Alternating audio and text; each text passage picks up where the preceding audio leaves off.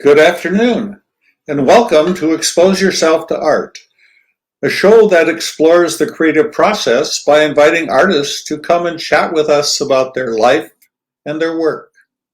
My name is David Schroeder, and with me, as always, is my co-host, Linda Scheller. Hi, Linda. Hi, David. How are things today? Very, very good. I'm Very good. so excited about our guest today. Right, someone in your line, a poet, Well, a I'm thrilled, writer. Yeah, just thrilled to get to talk with her. Shall I read you her bio? sure. Angela Drew. And I yeah, understand. Angela. I understand she was the winner of the Ill List, the big Yes. poetry slam contest in town. And we're going to Well, talk about that later and get some of the details. okay. I Well, why wish you don't could have you? been there. So do I. Anyway, why don't we start it out? Yeah. Tell us a little bit about her, and we'll bring her on. Angela Drew is a teacher, mother, poet, author, and spoken word performer. Born in Berkeley, California, she began writing at the age of 8 and has always understood that words have the power to soothe, stir, or solidify connection. Thus, her lifelong love affair with storytelling began. Angela has performed at various venues throughout the Modesto, Sacramento, and Bay areas, including Modesto Junior College, Modesto's inaugural Ill List Poetry Slam at the State Theater, the Gallo Center for the Arts, and a Sankofa community theater production of The Journey, the African American Experience, and at various other venues. Her poetry was included in Collision 6, the February 2020 exhibit at the Mislin Gallery featuring poet-photographer collaborations. In 2021, she was champion of the Ill List Poetry Slam and published an illustrated book for children, Elderberry Wine. Welcome, Angela. Yes, welcome. Come on in. Hi there. Yeah. Good afternoon. Thanks for joining us. For sure. So, wow, what a bio. Where do we start? Hmm. Let's start with a piece. Could you perform something for us live? Absolutely. We'd love that. Absolutely. Let's see. Let's bring it full circle. I'm gonna start with a piece entitled "The Circle," my ode to spoken word.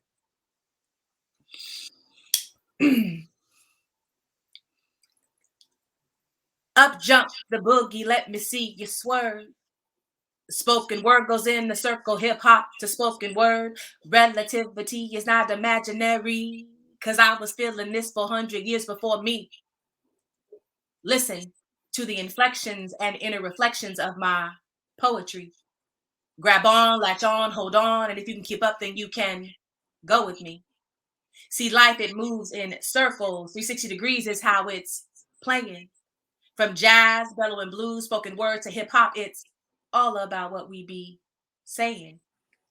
Do you recognize our rhythms? Can you celebrate our rhymes? Spoken word, it rumbles to the beat like life, and it's all about keeping time.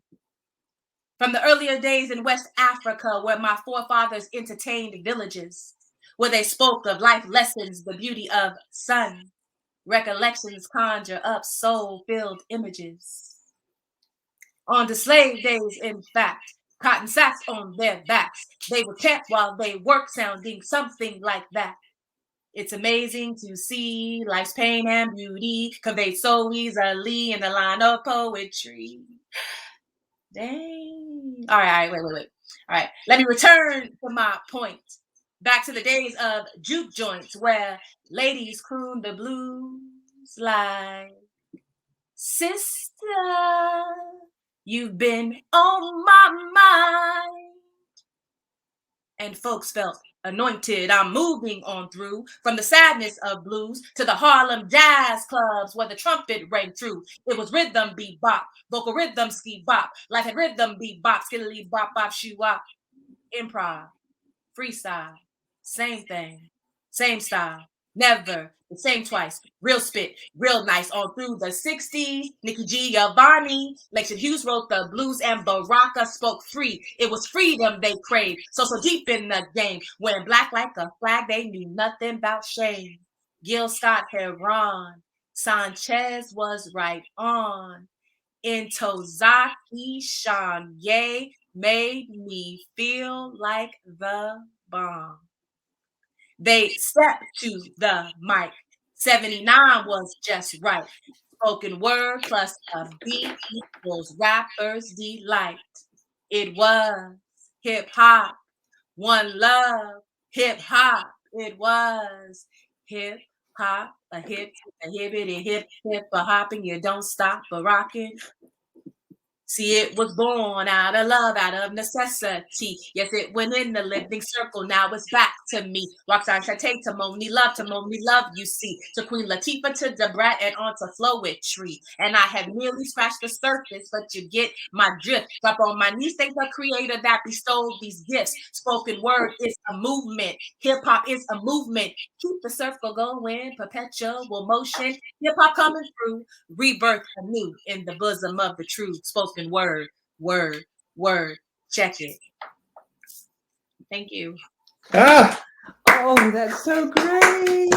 yeah, yeah. Oh, fabulous. So this is a unique art form unto itself. I mean, you've mentioned all the pieces and the parts. You know, you've got poetry, you've got hip hop, you've got inflections.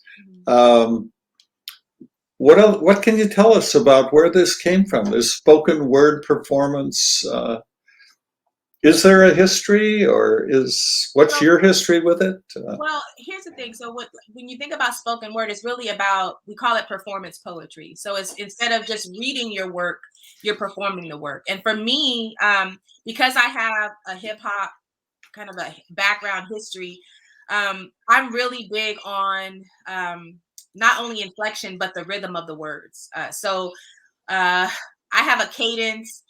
You have spoken word poets that read very differently. Some they get up and they perform and they speak it passionately, and it depends on how they articulate their words. But for me, I have a rhythmic delivery of my poetry. So all in all, everyone's different. Everyone has their niche, but spoken word poetry is just that. It's performance poetry, where you're taking the words off the page and bringing them to life, and actually performing the poem. Or the poem, basically. Right. Yeah. And this is writing. Oh, go ahead, David. Oh, go ahead. Well, I just wondered about your poetic trajectory, because you started writing at what, 8? Yes. And so you've gone through a number of changes, I dare say. True. What's funny is I don't know a time where I didn't love language, and so it's really funny because my Aunt Betty, she actually lives in Japan now. She lives in Sendai, Japan, and she taught me how to read very, very young. And ironically, she is an English teacher. She teaches English in Japan, but I literally started reading at like age 3, 4. And I remember my Aunt Betty telling me the story all the time. Is we were sitting on the bed, and I had the book in front of me. It was this book called Snow, and it was a book that she read to me often. But then one day I was just sitting there, like literally 3 years old, flipping the pages and reading the book. And my aunt was like, she went to my mom, Debbie, she's reading, and they think I thought I had it memorized, but no, I'm literally pointing to the words, reading the words on the page. And it was just something about words and language and the rhythm of words, and it was a rhyming book. It just brought me comfort. I just love the way the words sound. I love the way they roll off your tongue. The way that you accent some, the way that you can say it in a different way to make it like feel a different way. Like there's just I really feel like words live. They don't just exist on a page; they live and they breathe on a page. And then when you say them, you speak life into them. And I really love. I love language, and I love being able to play with language and being able to describe something, and you can literally bring something to life without someone seeing it, you can describe it to them and bring it to life by just how you say it and how you describe it. But yeah. Yeah. So has your the performance side of you taken you, let's say, on the stage in other art forms? Have you done acting? Or I heard you say the introduction that you performed with Sankofa Theater in a show. So yeah, I actually did.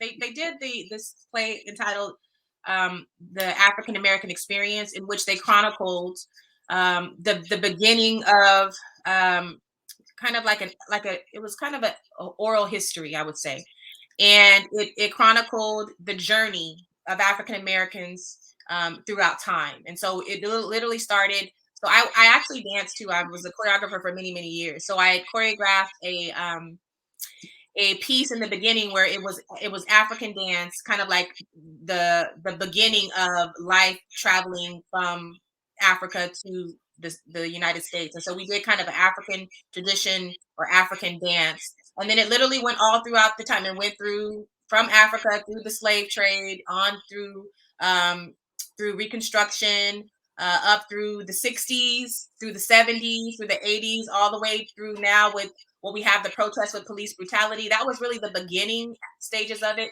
back then when I did that. But yeah, it chronicled the African American experience from the beginning of our experience through the modern times. And so I not only choreographed and danced in the production, I also did a spoken word piece talking about kind of the tradition and the history of African Americans and our journey in the Americas. Uh-huh. Have you done any other acting on stage? I'm not an act. I'm definitely not an actor. Okay. I mean, it's enough that you're a dancer and a writer and all these other things. Yeah, I'm just wondering. Artist, but I'm definitely not well versed in acting. But yeah, I performed many times because I used to be a hip hop artist. I was a rapper, and I released a single, and so I performed on the stage, like where I'm rapping, and then I had people dancing. I was dancing, so I've been a performer, I guess you could say, in that way, or an artist for a very long time, like all throughout my life since I was younger through today. I consider myself an artist. Uh-huh. So where did this all start for you? You're not a native of Modesto. You came from somewhere else. Where did it all start? Yes, so I'm a Bay Area transplant. But yeah, I was born in Berkeley. I grew up in Oakland, and then kind of moved around in my childhood. We all have those. A lot of African Americans have those southern roots. So my family migrated west from Arkansas.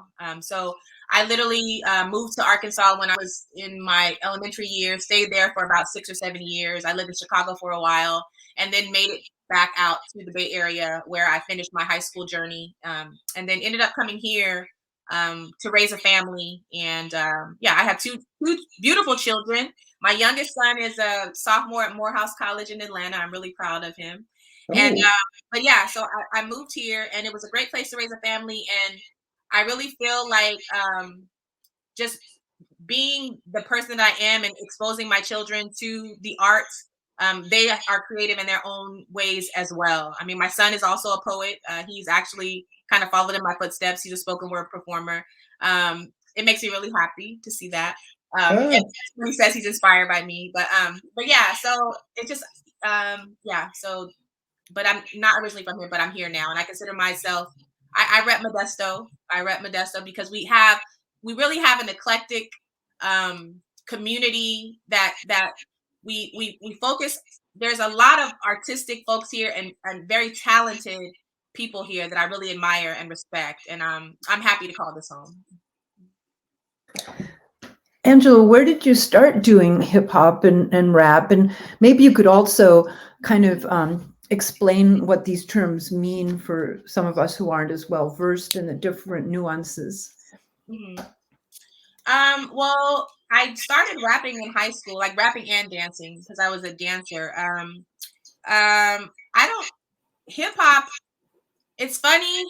I got into hip hop as hip hop was just forming or starting, and when I say hip hop, I say that as in as in rap, as in rhyming to music.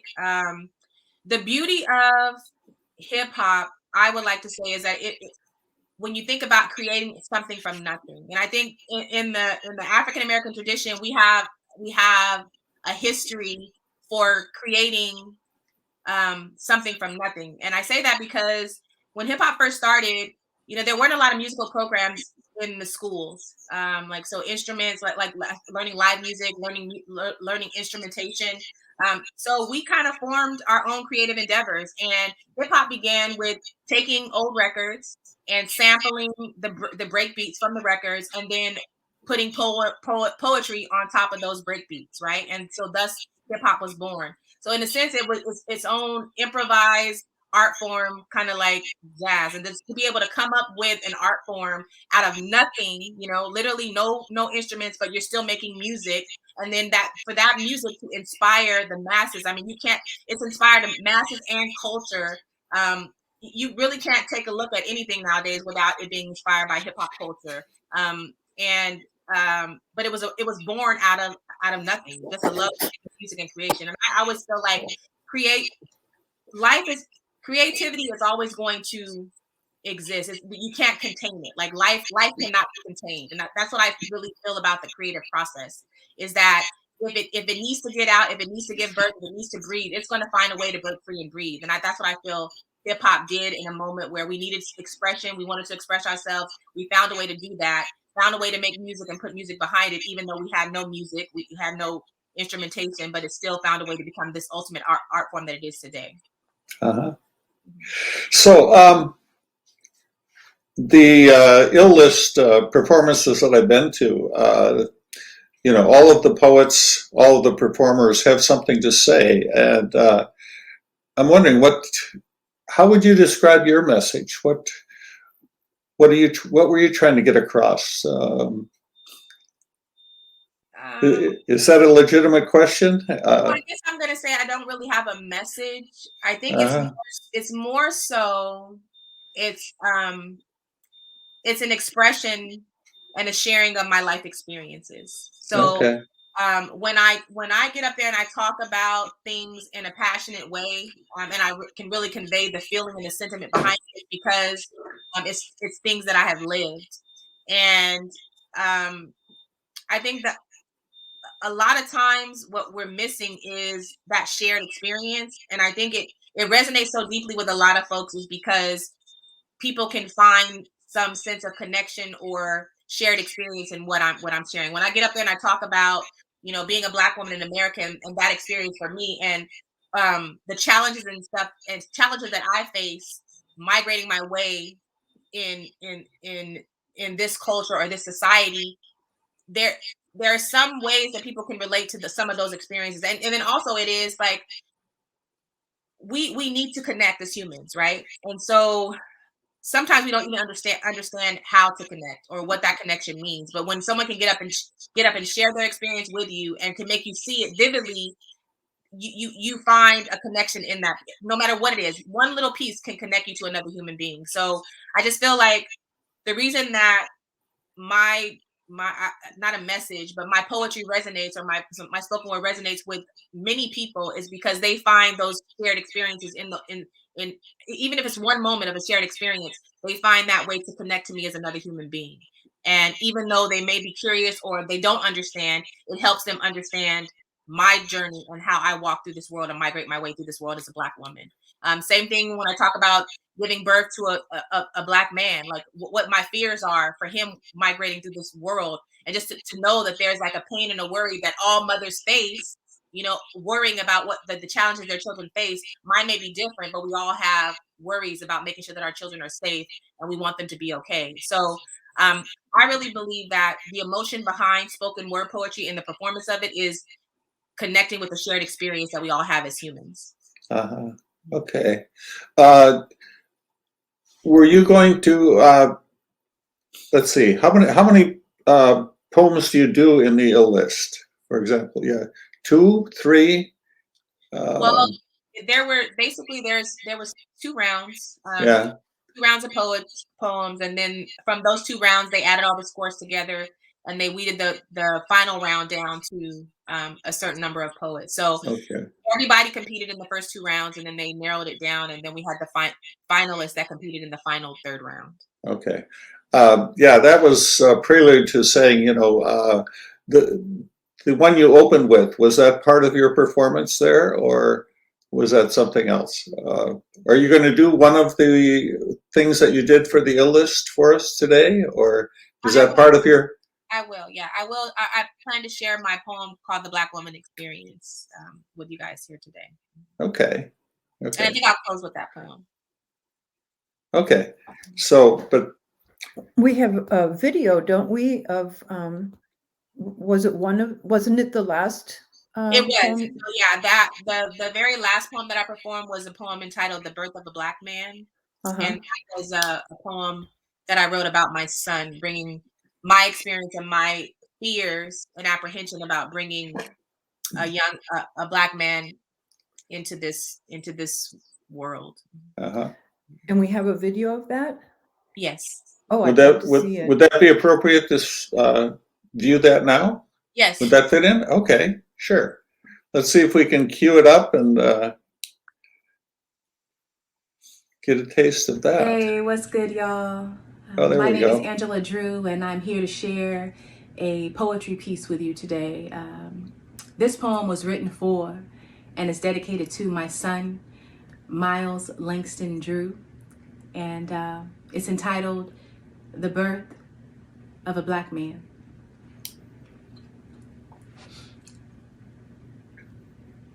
Inherent life, it flows on like sound.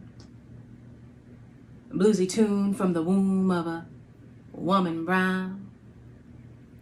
His eyes, his ears for 9 long months it seems. His bearer of breath, his translator of dreams. But my heart, it lay heavy in anticipation of birth, a prophecy of things to be as he comes forth to earth. With my head tilted right, a glimmer of sunrise I caught, and my mind dared to wonder, is there love at first thought? For the moment I knew was the moment I loved, and rubbed the roundness of my belly, singing to him softly in sweet songs of Solomon and old Negro spirituals like, pass me not, oh gentle Savior.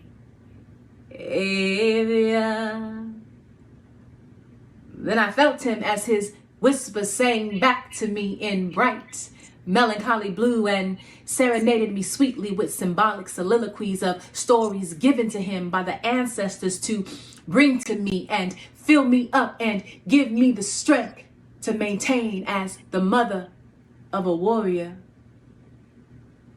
And after he had given me the cadence of a foot drum melody, he turned and he tossed and he shouted to me in tones of Nat Turner and crescendos of Crispus and monochromatic melodies of Marcus and Malcolm and Marvin, and telepathically asked me, Mommy, what's going on? And I wept, for his old soul that knew too much had already seen too much, and wondered how I would keep him from the pain of what was to come. How would I explain to him that those weapons formed against him had not only prospered, but had gotten rich off of his great grandfather's suffering?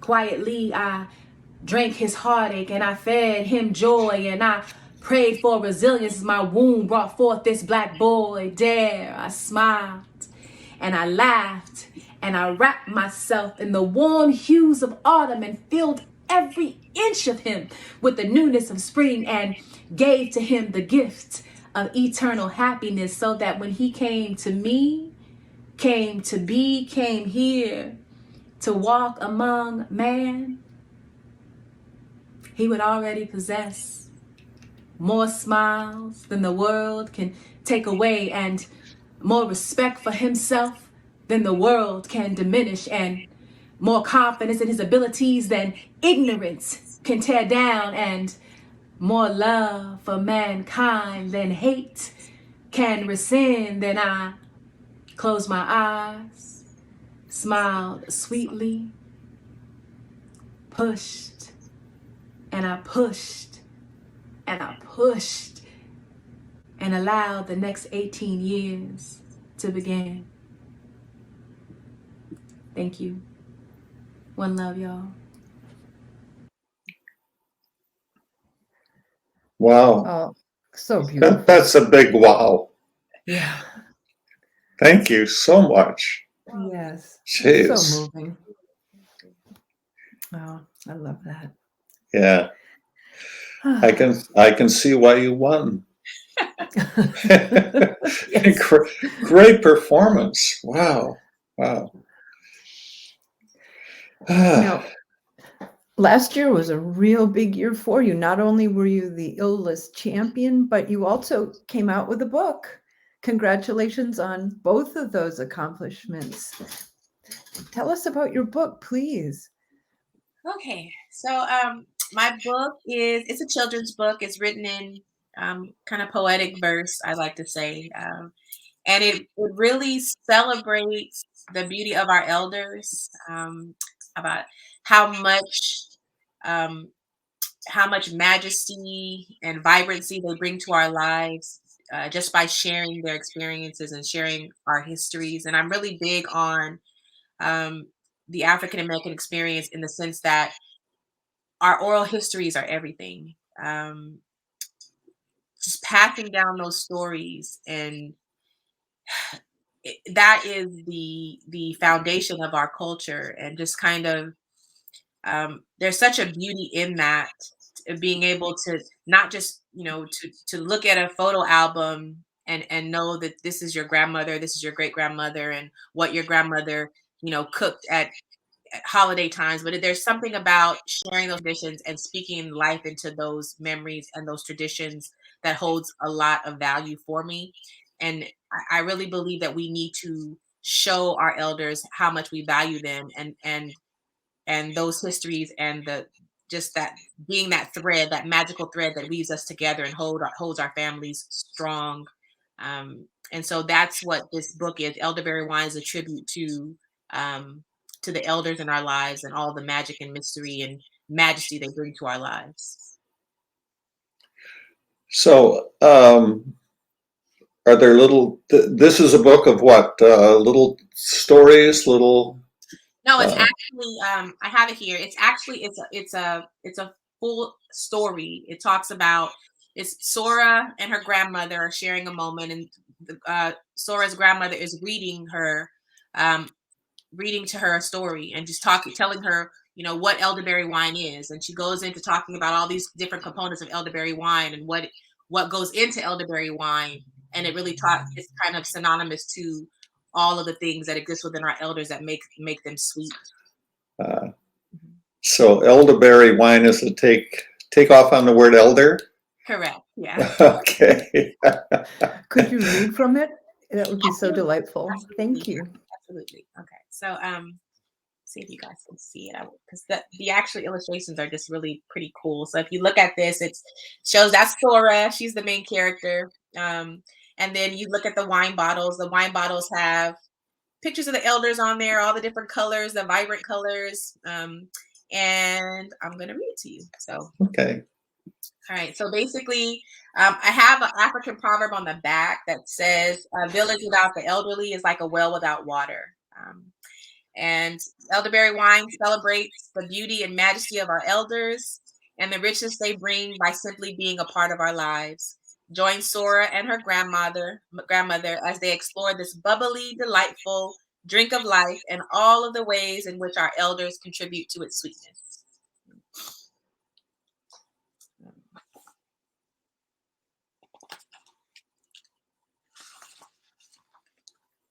Okay, so it starts off with, I'm looking at the little camera. Sure. Okay, grandma's reading to Sora, who's sitting on her lap. She's reading her a book, that whole bonding connection time. And it starts off, it says, time Time. Oh, the wondrous gift of time. Everyone gets the same amount. Yours, theirs, mine. Time. Time. Tell me, what do you do with time? I sing and read and laugh and play. I smell the flowers every day. I wish on stars. I dream. I pray and make the most of time. Time. Time. They say some things get better with time, like cheese and trees and cinnamon teas and elderberry wine. Elderberry wine? What's that? What's elderberry wine? Our elders, aged with grace and strength, their lives have depth and breath and length. Their stories alive with how their days were spent. That's elderberry wine. Elderberry wine sounds sweet. How sweet is elderberry wine? It's bitter, it's sweet, it's rich, it's deep. It's bubbly full, a taste complete. It breathes and knows and sings to sleep. That's elderberry wine. Elderberry wine sounds warm. How warm is elderberry wine? Well, let me think. It's grandma's hands and songs of love. It's grandpa's boots and 2 big gloves. Strong arms that hold just tight enough. That's elderberry wine.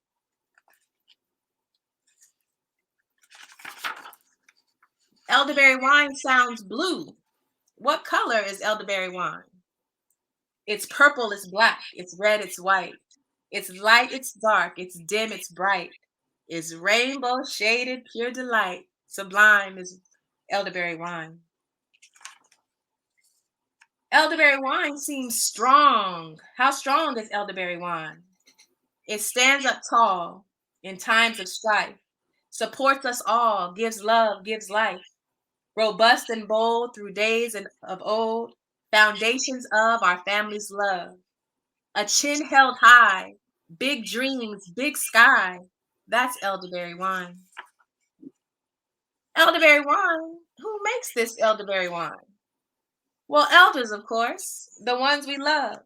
Some here on earth, some up above. Like great grandmas Frances and Annie Mae. Purposeful prayers, kind words to say.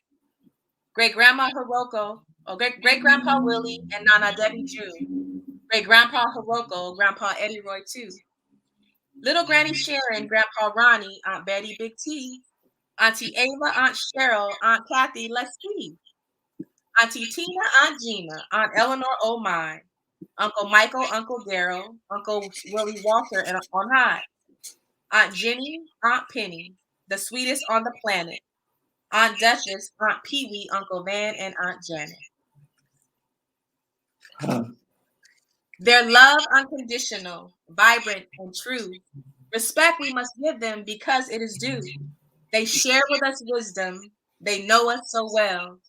They guide and they teach with the stories they tell. They're yours and they're mine, so proud and so fine. Produced regal juice from one single long vine. Entangled, intertwined, completely divine. Oh my, how I love me some elderberry wine. Wow. That's delightful. It is. So let's do a little promotion here. Where can people get this? Where is it being promoted or sold or distributed? Or So it is, find it on my book website. So it's www.elderberrywine.org. So it's elderberry wine, all one word, elderberrywine.org. And you can click on there and you can order it directly from my site. You can buy a autographed copy, hardback. There's also soft copies available on that site. And if you are so inclined, you can also order it from Amazon, but preferred directly from the author is much more preferred if that's possible. okay. Oh, that's great. Yeah. letting me share it though. I'm so this is like my baby. I really felt like I gave birth to this. Like just like seeing it when it first came, it came in the mail. Like they send you the author copy, and then I'm sure you're aware, Linda, but like Yes. opening it up and then just I was smelling the pages, just like Yeah, of course. Yes. it was Right, cool, really cool. It's right. wonderful. What was the writing process like for this book? You know, this started off as a poem. This really did. And I used to say this poem, my daughter, I remember reading this poem to my daughter at like 7, 8 years old. And she, Mommy, read it again. Mommy, read it again. Read it again. So it literally, and that was, my daughter's 23. Let me tell you that. So this was written as a poem then. And she would, Mommy, it's so good. Read it again. Read it again. And then I just decided, you know what? I'm going to turn it into a book. I found an illustrator that I just really connected with. She got me. Because really, when you think about children's books are very literal. So basically the words you see on the page are pretty much, they convey, is what's conveyed in the illustration. Like see the dog run. You know what I mean? It's not so abstract. And Stephanie Heider is the illustrator, but she was able to capture it because the concepts are kind of more abstract, but she was still able to read the words and then get the feel for it and then just bring it to life on the page. So it was definitely a labor of love, unexpected labor of love. And I wanted to do this before I really wrote my book of fiction, because you can't really be as literally poetic in a book of fiction as you can with a poem on a page. So Mhm. So once more, who did the illustration? The illustrations are quite impressive. right. Beautiful. She did a beautiful job. She really got me. But Stephanie Heider illustrated the book. Yeah. Okay. Do we have images of the either website or We do. I don't know if you want to migrate to it really quick, and I can talk you through it. If we want to pull it up, elderberrywine.org. Sure. We can do that. There we go. So if you scroll down just a little bit. Whoops. It'll come back. No worries. You gotta love technology and all of Yeah. it. Okay. So yeah, there's the cover. And if you just kind of scroll down a little bit on the page, it gives you the synopsis of the book. And then there's my African proverb, which I'm so proud of, because what are we if we are not connected to our elders? I mean, we're really like a well without water. And if you scroll on up, and that's my little about the author piece. That's my bio pretty much. And then in that are links to my socials, Instagram, Facebook, and my actual poet website. And if you scroll on up, as a copy book, and you can click right there on buy the book. It'll take you to the actual page to purchase. And then yep. There we go. Yeah. I guess that's the hardcovers, and it'll ship directly to you. There's also a soft cover if you prefer that. And then if you go back to the actual website, the official, and then scroll down, there's just a place to stay in touch. If you want to pop in your email address, send me a quick note, you can do that on the page as well. I think since we're already in here, which is a beautiful thing, that's kind of showing the Elderberry Wine website. If you scroll up again, back to the author area. Oh, can you go down to the bottom again? Go down to the bottom. You can find me. I do have a IG for the book. So if you click on the Instagram little icon, that takes you to the Elderberry Wine IG page right there. And then I also have a Facebook page for the Elderberry Wine book as well.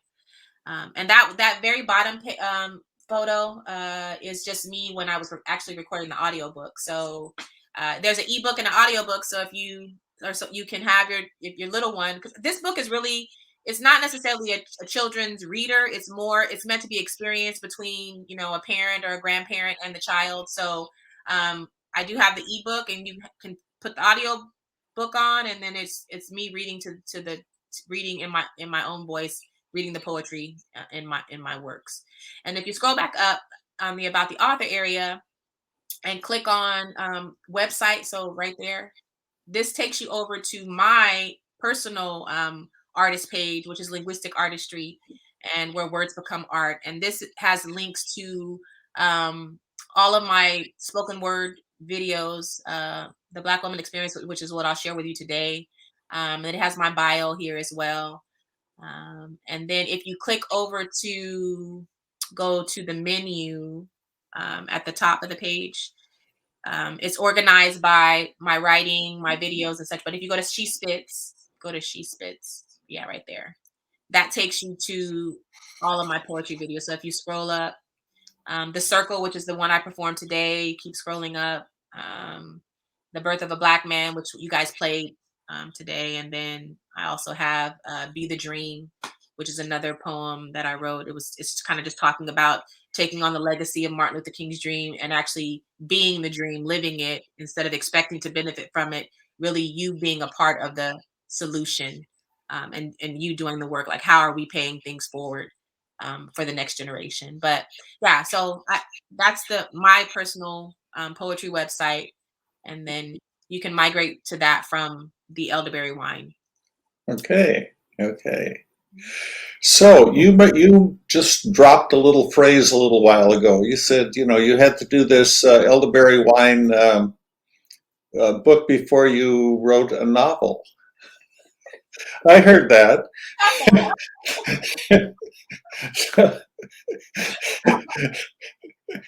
Have you started? I have. I actually started that before I decided to turn this elderberry wine into a children's book. So yeah, so I'm piecing that together right now. But the funny thing about it is now, like, everything's kind of taken a halt because I'm focusing on trying to market the book. I didn't realize what an undertaking it would be, right? So I wanted to reach as many people as possible because I think it has a great message.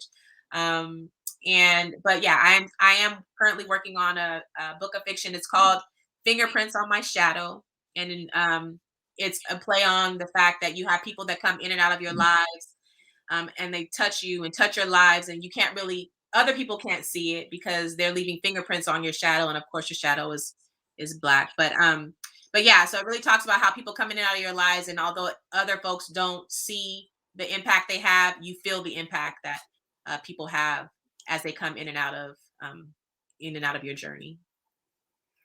Could you share a few of the people who left fingerprints on your shadow? Oh, absolutely.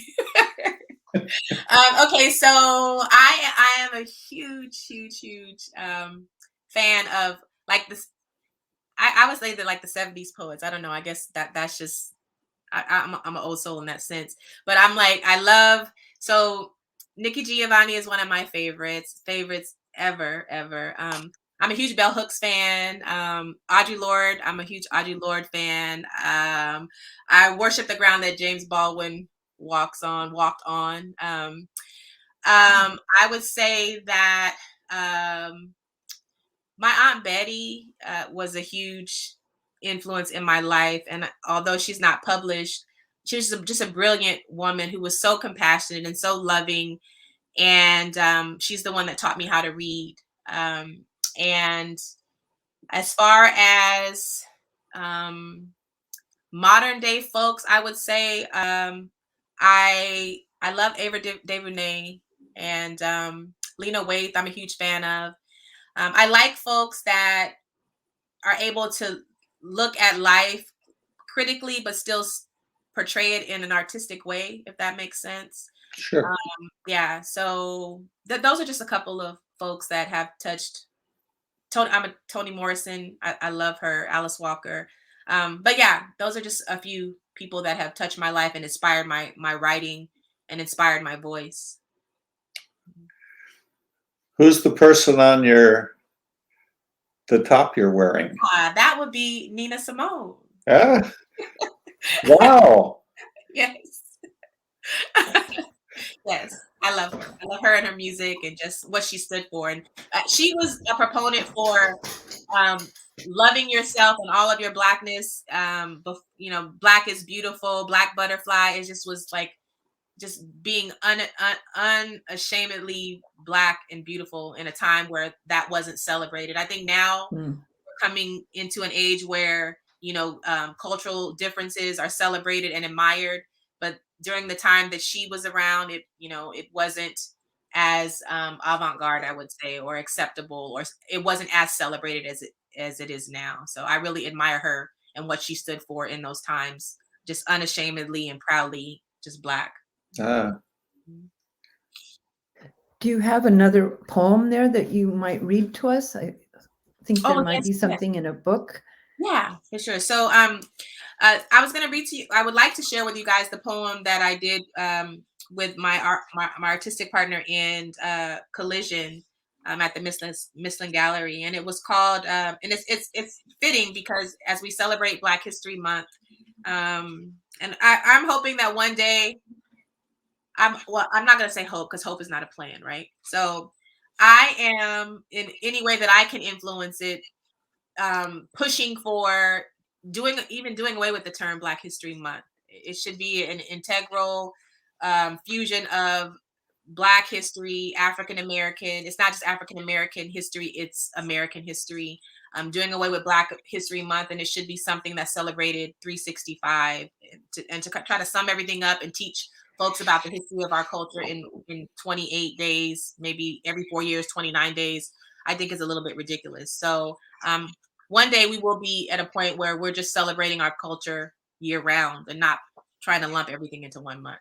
But this poem is called Negritude de la Renaissance, and it's a tribute to the Harlem Renaissance and the poets of the Harlem Renaissance. So it reads, I don't normally read, but this is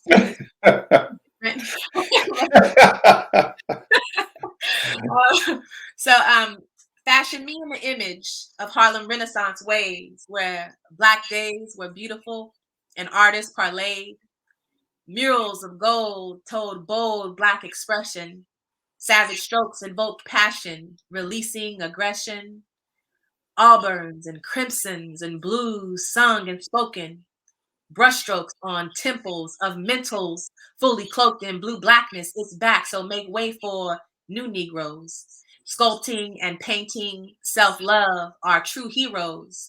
Griots of life, telling souls of a passionate people, making passionate music, passionate art, passionate love. There's none equal. So I'll float in the dark, which is light to my spirit, and I'll listen to the voice de la Renaissance. Don't you hear it? Don't you hear it? Shh. Don't you hear it? Thank you. Yeah, even when reading, you can't help but perform it. That's wonderful. I gotta give it a little something, huh? Yeah, that's great. Yeah. Oh. Yeah, that's beautiful. And so that was done in collaboration with a photographer. Mm-hmm. Had you written the piece first and then she produced a photograph, or the other way around? Yes. So basically we kind of came together, and then I sent her the poem that I was wanting to use, and she literally took the images and kind of pieced it together, and it was almost like a collage effect of what she did, and it was she just did a great job. And she also did we did two. She did that one for Negritude Le Renaissance, and she also did one for The Illusion of a Woman. Can I read that? Can I share that with you? Oh, sure. Yeah. Okay, sure. Please. So, and it was a beautiful woman, like with an afro, and then she just kind of overlaid these colors and just vibrant, beautiful colors. But here it is. It's called The Illusion of a Woman. I am a womanist, not just flesh ingested by misogynist expressions. My chromosomes to X's cry over the world's injustice. You see me and I become what you imagine to be perfection. Peeping game, parlaying theory from the beauty of life lessons. I smooth my edges, but understand my roughness. Kick to the curb all first impressions. For true beauty lies within and is not just a source of a man's erection. I am moon and earth, warmed by sun, give birth to love and all its worth. Ask, do you deserve to be touched by life? Insist that the days you live and breathe are engulfed in righteousness. I am woman, tried and true, encased in swirling shades of brown, and I will stand beside my king when he comes forth to claim his crown. War? What for? Not in my nature, for I am not the conqueror of men.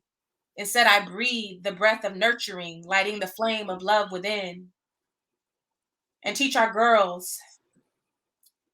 Oh, incredible is my capacity to love, accept, to hold, to teach, to solve, to liberate. Our children I must mold and show our girls they are furious flowers, balanced with delicate warmth and strength. And all these pop culture and media portrayals of them are betrayals, capitalistic lies, and myth. Written by some man in a three-piece suit, going cha-ching as he fills his wallet. You say it's advertising and social media marketing strategy, but oppression is what I sometimes call it. In a land where freedom rings eternally, tell me, what do you see, mister? What do you see? Is it me? Is it me? My flesh that you see? Me sexually, my external beauty? Or is it me? Can it be the essence of me with a mind running free? Beauty internally radiating from me into you? Or do you prefer the illusion? Very nice. Excellent. Excellent. So here's a question, just kind of out of left field. Um, what was that? I'm curious. What was that like working with a photographer, with an artist with another point of view? The reason I'm asking is that someone you know very well, Sam Pursdorf. Sam Pursdorf and I started this collision show many years ago, and he called it Collision because it was a collision of two different art forms coming together, unscripted. You're not chosen for any particular thing. You just bring who you are. And so I'm just curious, what was that experience like for you? Was it okay?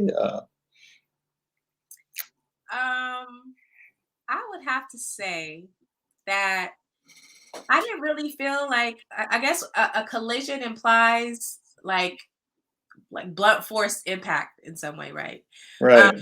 But I just, we just got each other. You know what I mean? It's like I was able to share my art in the way, I guess it's the medium. So basically it's the medium of the expression, right? So I express Right. myself verbally while she expresses herself visually.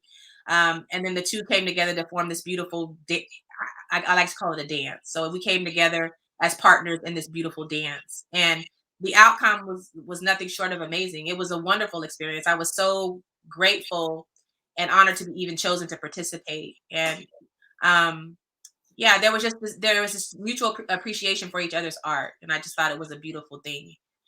What is that? I guess I'm kind of aging myself, where the peanut butter, the chocolate in the peanut butter, and the peanut butter in the chocolate, and you come out with the Reese's cup. Remember that? Yeah, I did. Yeah. That's what I felt like. I felt like, you got your peanut butter in my chocolate. No, you got your chocolate in my peanut butter. Yeah, like, that's what that experience was like to me. It was like making a Reese's cup, I guess. Right.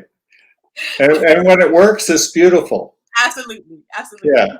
And most of the time it works. I mean, Linda, you were part of that too. You've been part of almost Oh, every one, right? yes. Yeah.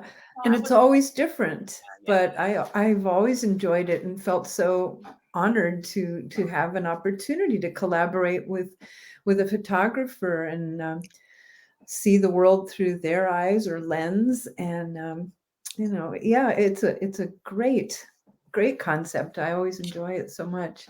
Yeah, Isn't good. it funny how when you get together, and I don't think it matters what art it is. So like I know I can get together with a bunch of dancers and we can be sitting around talking, and or you can get around with someone that a painter, and just, I don't know, just sitting around having conversations and then just expressing your art for whatever it is. A musician, like sitting around, like having an open forum in a musical arena or whatever. But there's something about people that express themselves and give birth to art. there's just this mutual sharing and exchange of ideas. It's just it's like magic. It's like magic in a room. There's like this electric energy. So I don't think it really matters how you produce art or what you create. Just being creative in that sense of itself, it just creates this energy that's just life-giving. And yeah, it's nothing short of amazing. It's so nice to Well hear. said. Well Yeah. said. Well, I know you have one more piece that you could perform for us. Yeah. BWE. Yep. Yeah. Woohoo. It's a good way to wrap it up here. Yeah. For sure. Okay. So yeah, this is this poem is entitled BWE. It's an acronym for the Black Woman Experience, and I hope that you enjoy it. I'm sure. Right, okay.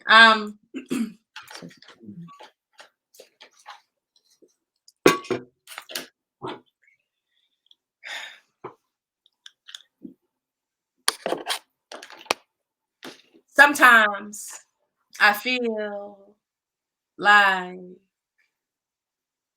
a motherfucking chameleon, flexing and flowing and morphing and changing into the depiction of me that makes you comfortable. I show up like camouflage, beige and brown and green and gray. Any other subdued shade but black, for my blackness is your threat. They stay telling us, girl, don't be too aggressive or assertive, too loud or too proud. Keep that neck and head off swivel. No side eye allowed. Don't be too feisty, too spicy, too forward, too bold. Don't defend, just concede. Black girl, do as you're told. Don't rock the boat sideways, maintain status quo. Do your job and fool others, but keep that shit on the low. Braids on you, yeah, that's ghetto. But on others, exotic. Better wig it or weave it. Don't you throw it or lock it. You should smile more. No, really. Watch your words, check your tone. Keep that code switch on lock when you answer the phone. Don't be too strong or too loose. Emasculating Jezebel. Soften up a little bit, sis. They don't know you mean well. Girl, you damned if you do, or damned if you don't. Judge when you will and question when you won't. Disrespected and neglected. And this much is true. Black girl, when you go missing, no one's checking for you. Microaggressions on a daily. Girl, you strong? Suck it up. That black skin's pretty thick, right? Shouldn't bother you much. Yeah, it shouldn't bother you, right? Yo, it shouldn't bother me, right? Hey, but check this out. Quite frankly, being a black woman in America is exhausting. And I'm not angry, shit, I'm tired.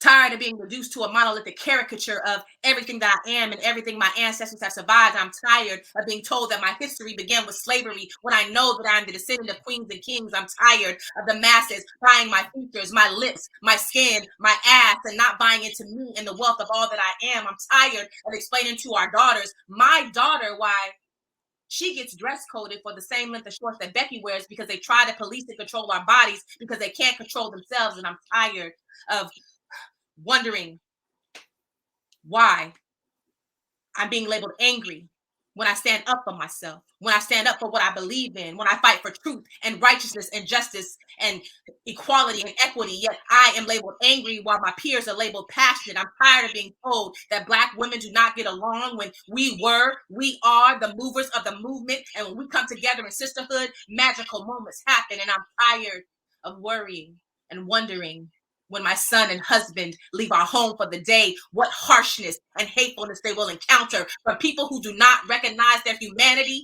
but instead fear their very existence. So I say a daily prayer, speaking sacred words to cover them in love and protection to ensure that they make it home safely to me at the end of the day. And I am so tired of being expected to carry the world on my back like a mule carrying cargo. For yes, I am strong, but I too have weak moments. I feel, I love, I worry, I hope. Look at me, see me, acknowledge me. I have breakdowns and I have breakthroughs, but I refuse to be broken. I will no longer fold myself into 4 right angles, tucking my layers, complexities inside of your neat little boxes, for I am round and robust with curves in all the right places, and I will rise like the sun, like the phoenix from ashes, wiping gold dust from my eyelids, rubbing shea butter on my skin to soothe the burns I have acquired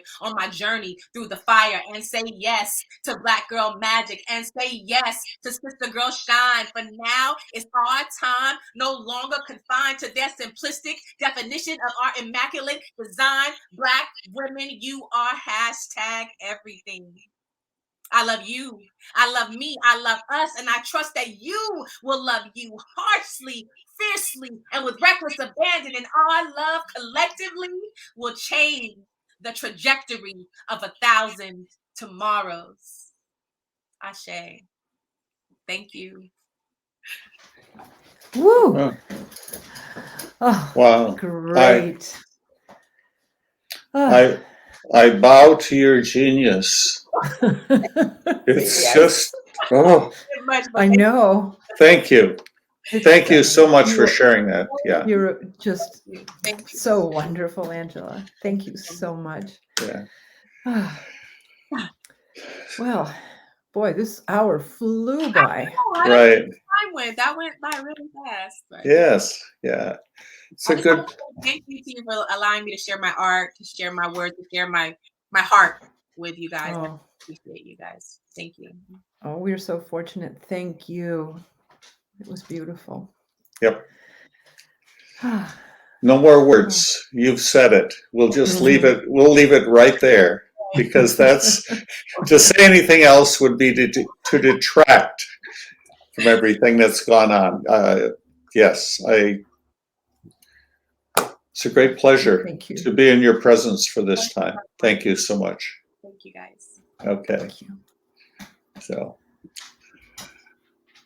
So to those of you out there, goodbye. See you next week.